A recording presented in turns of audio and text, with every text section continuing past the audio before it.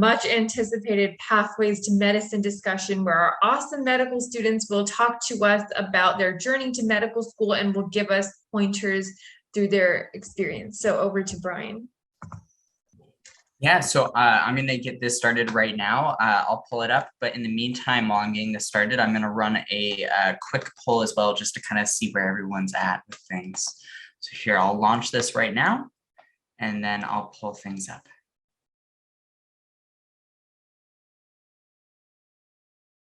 Oh, actually, we can do this one after because it has a second question for after the Pathways to Medicine poll. So here, I'll end this and then we can do it after. But let me share my screen.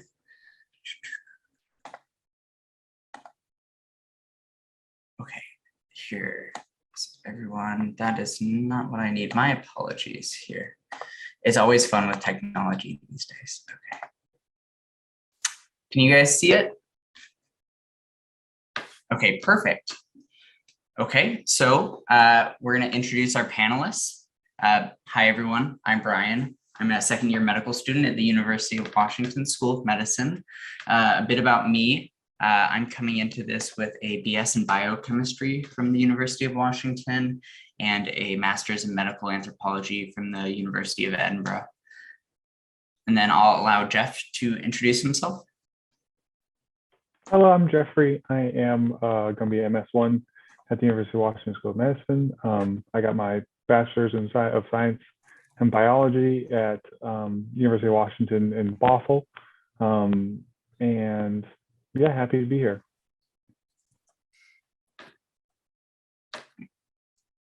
And then Veena. Hi, everyone. My name is Veena. I just graduated from the University of Pennsylvania with a Bachelor's of Arts in Health and Societies. And then I am an incoming medical student first year at Pennsylvania State University College of Medicine. And then we will also be having Chris Yang join us as well. Chris, I'll let you introduce yourself. Hi all, yeah, I'm Chris. I am a rising fourth year or just starting fourth year at the University of Washington. I graduated from SPU in 2018 and then majored in biochemistry. So what we're going to do for this next part is just give a quick overview of the medical school application process, just to kind of help people get their bearings. And then we'll open the panel to questions that we've created, as well as any questions that the audience might have. So for the overview, I'll have Veena start by giving kind of what the beginning part of the process looks like, since she just finished this part.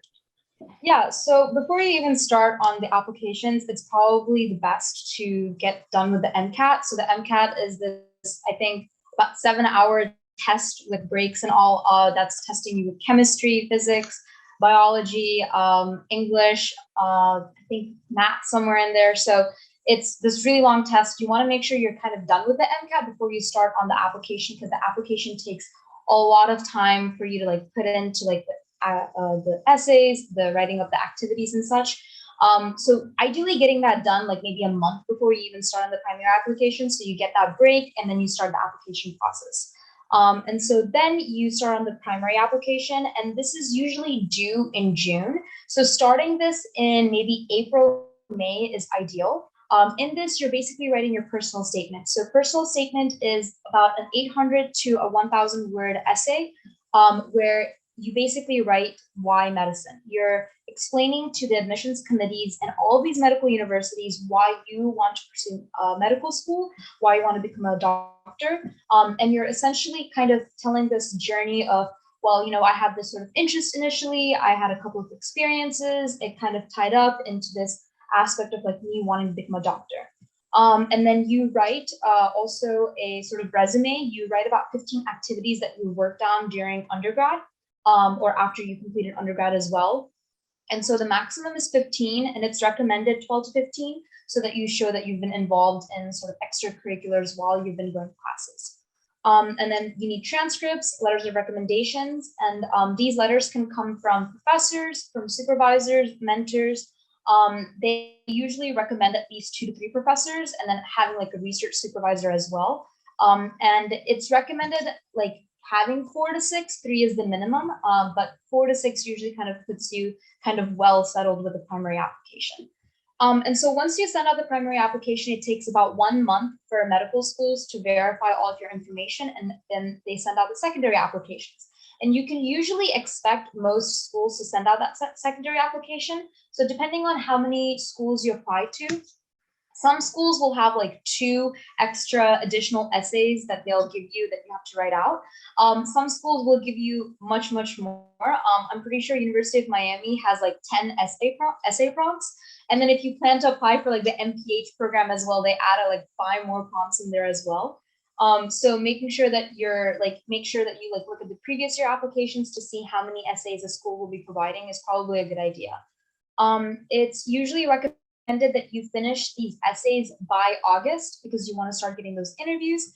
But you can like turn them in like the next year, like January. It's usually not recommended because it's rolling admissions process. So yeah, that's like the beginning half of the application process. Yeah, and so I can talk about the other half as well. And also just like some advice, the earlier you start, the better.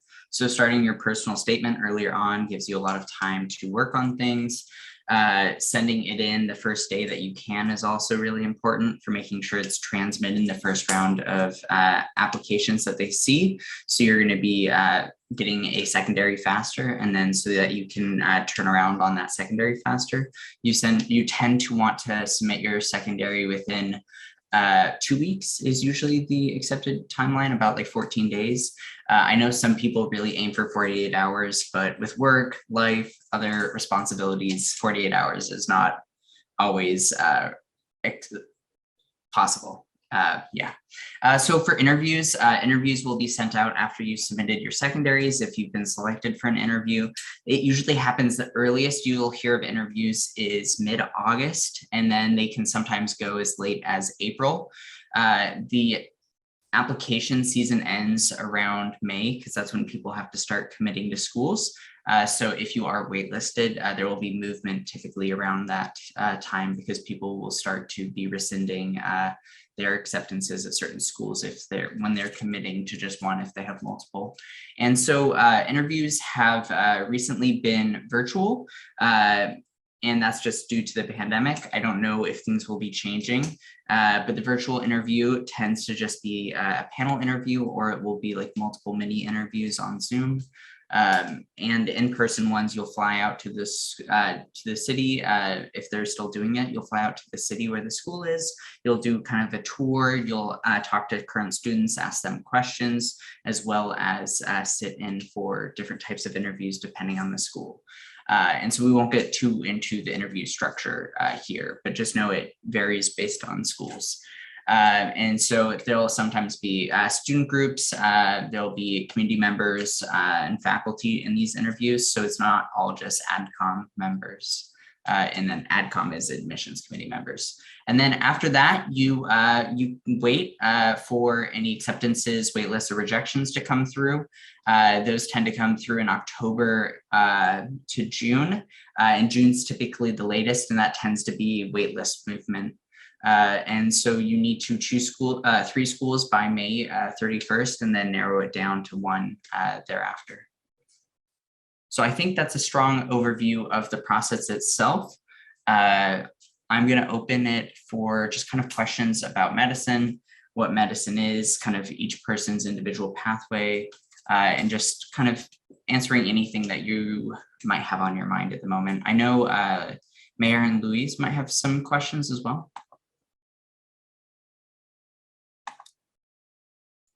So I got a question from the audience is like, how has global health tied into your pathway personally for you, Brian?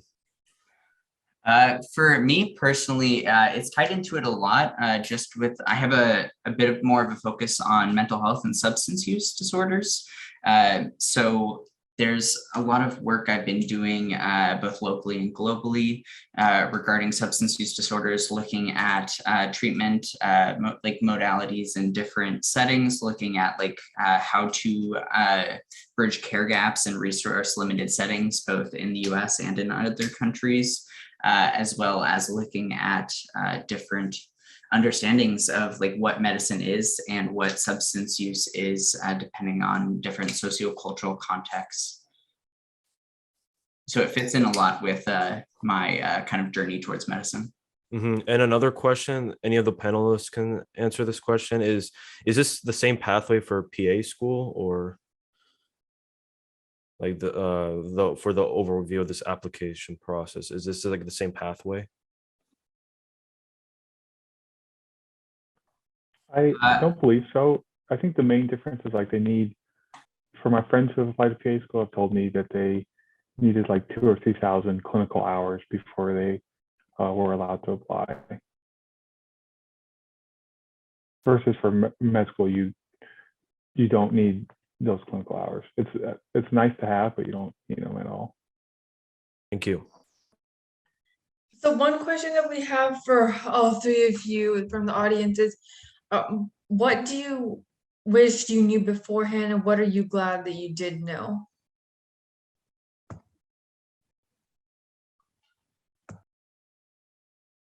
I guess I could start off because I just finished the application process. In terms of what I wish I had known is that I wish I knew that it was going to take so long to write all of these essays during the primary and the secondary application period. I definitely put on a lot of extracurricular activities for myself last summer when I was writing these, and it took me a little longer than usual to send these essays out. So I would really recommend this summer that you are writing these essays, maybe have like one part-time or maybe with one full-time, but don't overboard yourself with like extracurricular activities or like a heavy research project or like heavy clinical volunteering, because it does end up taking your time away from these applications. But like that's like that's one thing that I really wish I knew when I was applying in the beginning. Yeah. For myself, I wish I would have remembered that quality is just as important as getting it submitted as soon as possible. So I applied 3 times, and then the first time I applied, I remember just like wanting to hit these milestones of turning around essays in 2 weeks, and the quality of those essays, going back now and reading them, were poor for a med school application. And so keeping in mind that timing is important, and taking all the advice you've heard already into account, is to start working ahead of time. When you're the year you want to apply, start working ahead of time, because generally the essays and what the essays are going to be about are already known. You just have to go and take the extra steps to look them up.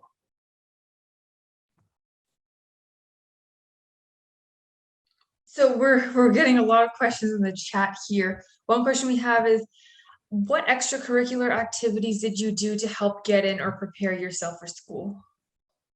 I'll answer this one, but I want to kind of tag on to that last question a bit too, of like something I wish I knew, and that will reflect on extracurriculars.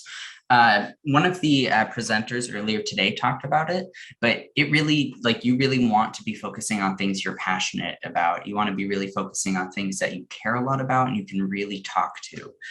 So I know a lot of pre-med students will kind of do different things to like check boxes and to create like a well-rounded application, but that tends to be hurting you, because what they're really like wanting to see, and what you should be wanting to do, is just like finding out what you really care about and finding out what you're passionate about. And so using extracurriculars is a way to kind of dive into that and be like, okay, is this like really bringing me joy? Do I feel like this is really like enriching me?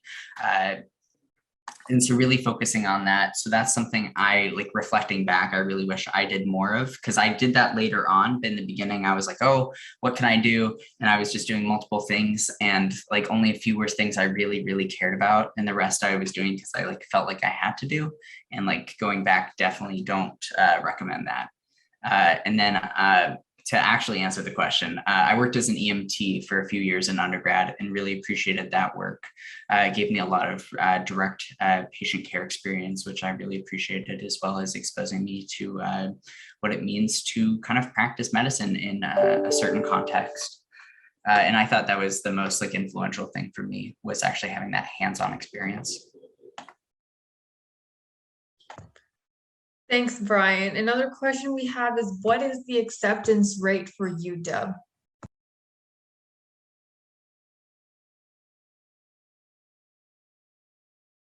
For out of state, it's like point something percent. For in state, within the WAMI, now keep in mind, this is like the 5 states, like the WAMI region. So Washington, Alaska, Montana, Wyoming, Idaho. And each state has their own like acceptance rate. But I think for the Seattle and Spokane location, it's like 3% or something like that. I may be wrong though. Another question we have is, how could you gain those clinical hours for specific schools? And is it common to have those? I can share a little bit about this. So when you go into sort of medicine, one of the big things is you are going to be interacting with patients. So a lot of medical schools want you to be kind of sure that you like that experience before you go to medical school. So even though there's no requirement, like you need to have clinical experience, they would recommend it, like highly, highly recommend it. And I would also like highly recommend at least going out there once and trying that like clinical experience, either working alongside with a doctor or working in sort of like a health clinic. And you should definitely like look into your own universities, like pre-med clubs. A lot of times they tie up with nonprofits or like homeless shelters in the area, and they do free blood pressure clinics, or they do, especially with the pandemic, there was a lot of vaccine distribution volunteering that you could probably get involved with right now as well. Or there's also clinical experience that are tied with global health experiences. You can get some like global abroad scholarships for these opportunities as well. So there's a lot of different ways that you can do this clinical experience. It's just really you going out and putting yourself out there, contacting nonprofits or connecting with your university. But would definitely recommend, because if you realize you don't like clinical experience, then medical school is going to be very tough, because medical school is interacting with the patient and like helping that person. So yeah. We also have this question here. What is the difference between the DO route and MD route in regards to applications and in general?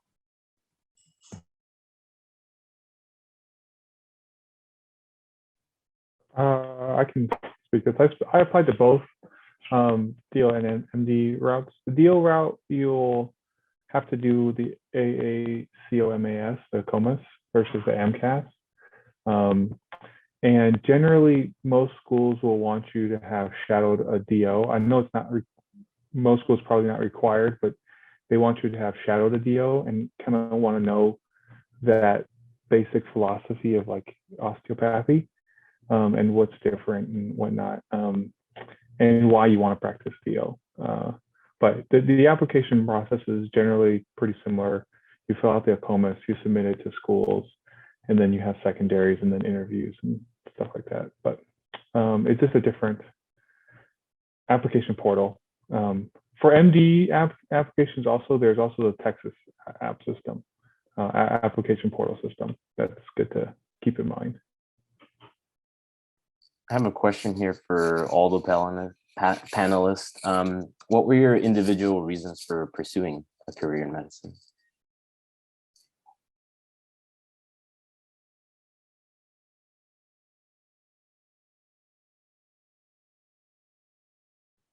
I guess I can go first again. Myself personally, I actually didn't want to go into medicine. Originally, I didn't really know what I wanted to do with my life when I was in undergrad. And then I was in a pretty bad motorcycle accident, and that kind of like was my wake up call. I don't recommend getting in any sort of accidents. It's not fun. But for myself, it was my wake up call. And from there, I kind of like went to explore different careers and asked friends of mine and people I knew if I could shadow them. And through that experience, when I shadowed a physician, I was like, this is definitely what I want to do, and started the whole process. So earlier you saw I graduated in 2015. It took me a while to get into med school, but I'm really happy with this route that I've taken. It's been stressful, but it's been really rewarding so far.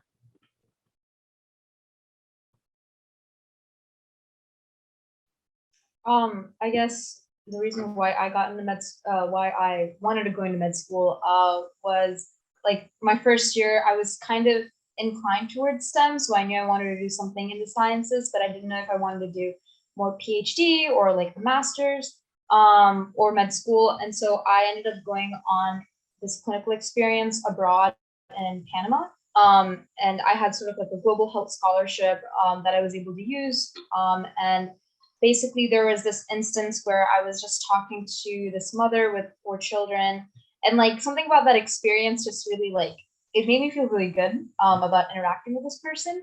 And I kind of like that experience that I've had with other patients as well and other clinical volunteering experiences. But then in addition to that, I also started getting into policy and sort of like taking classes on health policy and understanding how a physician can advocate for their patients. And that all just kind of intrigued me and interested me. And I realized I wanted to be more on the clinical side.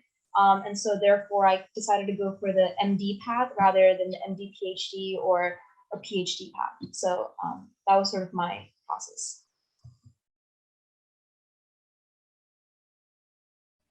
Okay, thanks, Veena. And then another question we have is, for a personal statement, you answer why medicine, but how can you make your essay unique, and what qualities are the panelists looking for?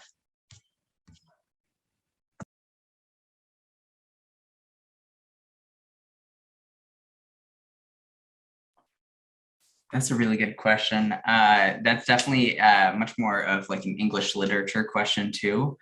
But you really want to like, at least this is my advice, and this is what I give to like my mentees, is you really want to make your why medicine about you. You want to make it about your thoughts and about like how you've gone towards this pathway, and like what thought you've given towards it, and kind of like what you're considering with it, and like why you really think this is a career path for you, just because it is such a like long and intense career pathway. And so I'll see a lot of people, they'll feel like they need to like list vignettes. And so they'll like talk, or they'll try to list off their clinical experiences, or they'll just try to list off activities they've done during it. And they'll be like, oh, I've done this and then this and then this.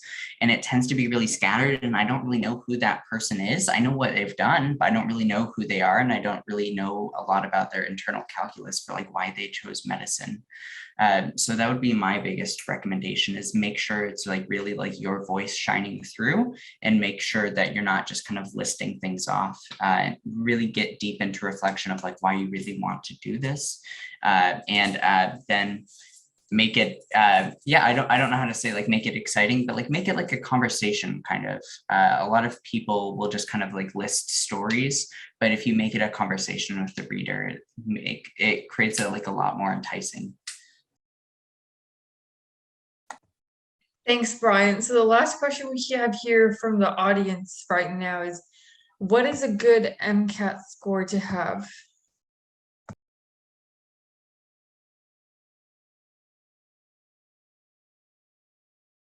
I think this ranges a lot. Like DO schools tend to accept lower ranges.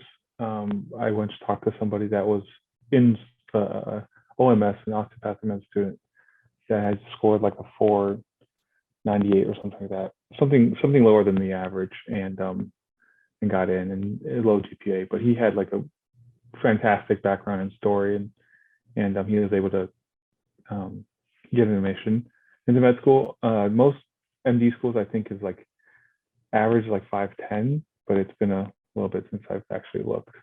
I'd say you can take it multiple times. They say to score better every time, so it's, you show like a improvement, but it's expensive. I really recommend studying once and making sure you're really ready to take the test before you take it.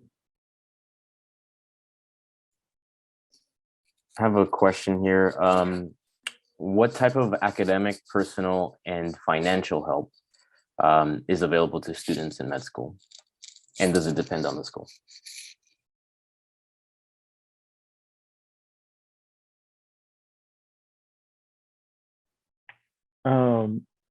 Speaking only about UW, there's like the financial aid office. It's really expensive to go to med school, but some good things that we have at UW is we have counseling services available to you, and things like that, where I think we do try to keep in mind your mental health, and at least for me, the dean's office and the resources around actual academics have been really helpful. Like there's tutors, there's tutoring groups, you can request one-on-one tutors, things like that. And they pair you with a mentor, not just like an upperclassman, but also another physician or actual practicing physician. Things like that I've been finding to be really helpful, but I can't speak for other schools. Yeah, I mean, yesterday I had my first meeting with my financial aid advisor, and she was really great with like telling me what all these like medical school loans mean and when I need to start paying them off and all. But also like most medical schools are offering resources because they understand that like students are stressed out during these periods. So they are doing a lot of things like creating social activities so that you're interacting with your peers. They're creating sort of like programs where like if you need to like learn new study habits, you can go talk to like a professor or like a faculty staff and like learn like studying skills.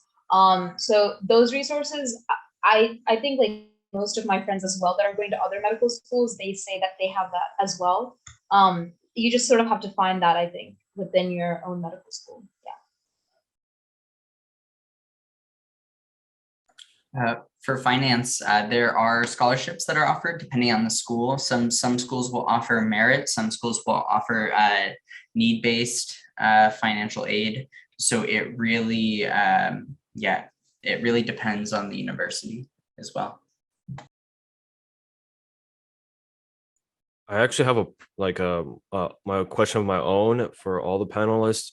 Like, what would your advice be on balancing like family life and like with like school life, and balancing that, like try to balance that line between not having enough time to study, or how much time you devote to studies, and like maybe also give a little bit of information about how your schedule works.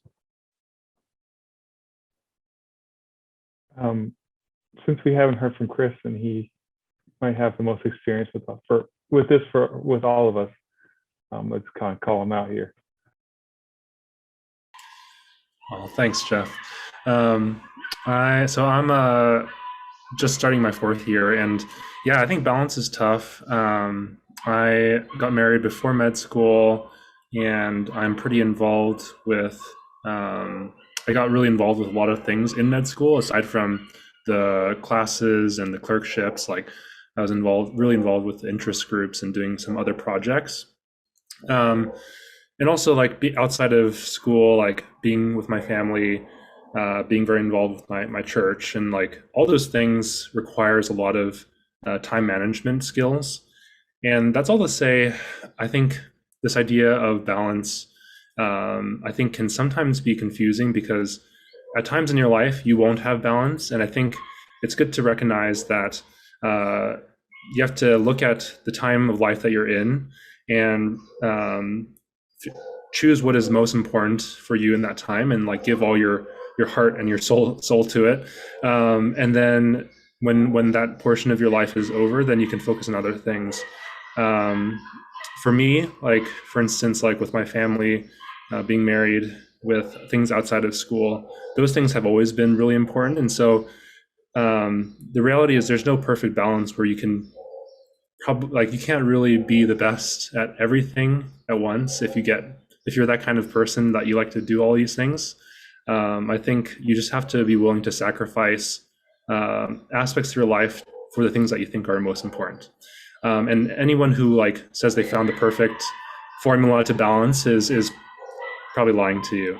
And so there's times definitely like when I've been doing some of my most important clerkships and clinical experiences where, yeah, I spend less time maybe actually like hanging out with my wife and friends, and that's okay because it's temporary. And other times I probably spent less time than I maybe people would have recommended in terms of spending time studying or like looking things up and like writing notes late into the night, and really focusing more on the things that I thought was important, like the relationships that I had in the moment. And so that's my recommendation. Like figure out what's most important, make sure that you have clear priorities in your life, because that will help guide you in terms of where your energy should go and your time should go. Thank you. That's very inspiring. Thank you. So it looks like those are all the questions that we have here today. And thank you so much. Thank you so much to Brian, Veena, Jeffrey, and Chris. This is really informative. Thank you so much. Happy to drop my email in the chat if anyone has any questions. But it was good to be here and chatting with everybody. Yeah, thank you all so much. And then so on that note, I'll just put the last poll out, and then we will kind of wrap things up here. I will put it out and we'll wrap things up for the day, and we'll see everyone again tomorrow morning. Mm-hmm. And then, yep. Okay. Thank you so much, Jeff, for throwing in your email to the chat as well. But yeah, you can find a lot of stuff online. So I would really recommend trying to not go too much on websites like Reddit or Student Doctor, just because they can be very skewed, and it can be hard to get really accurate information. So it's good to try to ask current students if you can, or ask admissions offices themselves, just because a lot of the websites online can be a little intense, is the nicest way to put it.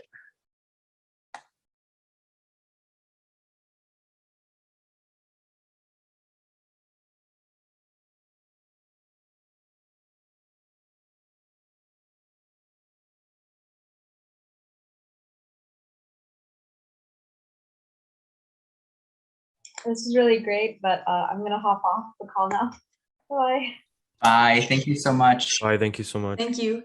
So are we good with this poll? Yep. here? Just ended it. Perfect.